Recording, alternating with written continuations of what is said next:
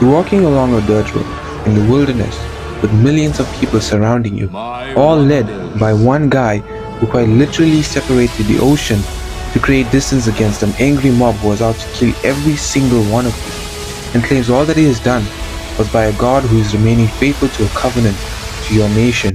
Now, there before you lies two paths, both leading to one place called the Promised Land. Yet one, which is the shorter cut, requires more trust in the Lord that is directing this 3 million, which is the longer route. Present day, each and every one of us going through the exodus of life. All of us under the bound slavery of sin. And there's a man who claimed to be the Son of God and the very essence of God, claiming that he can set you free from the sin and can lead you to the Promised Land for eternity. And his name is Jesus Christ. You see, each and every one of us follow the same dilemma. A lot of us who watch this video are Christians, however, only go so far when it comes to the destination of the Exodus because of our trust in God. You see, the previous situation I explained was in Exodus 4, where there was a part that was made known to Moses, which was a shorter cut. However, because of the Israelites' lack of trust in God, if the Philistines were to attack, they would scatter, and thus resulting in the end of the Israelites. However, if they had the trust in all the signs and wonders that God has done for them, they would have reached the Promised Land way sooner, with more people making it than just a 700. See, a lot of us wonder this, as much as we are Christians, why do we only go so far? There is no limitation or no destination as to how far one can go in Christ. It's all bound by your trust in Him and the mindset or the mind of Christ that wants to humble ourselves and go up another step.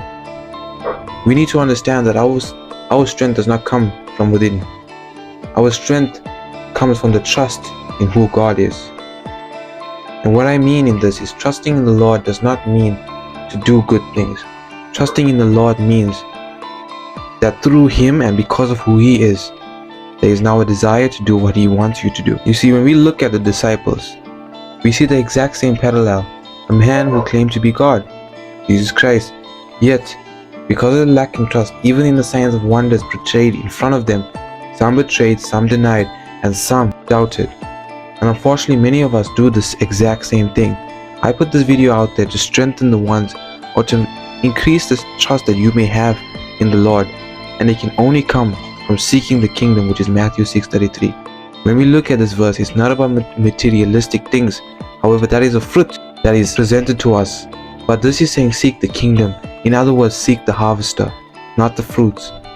Seek the miracle worker, not the miracle. Seek the manifester, not the manifestation. Trust is really simple.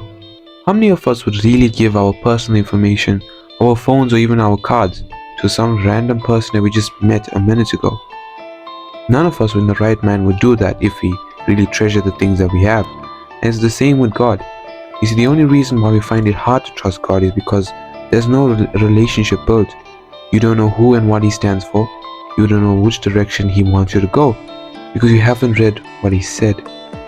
And that's the major difference in one who trusts and who cannot trust. It's not that there isn't anything to trust. You see, each and everyone has a choice. You can either choose to be a tool for your mind to worship sin, or humble yourself enough and use your mind as a tool to worship God.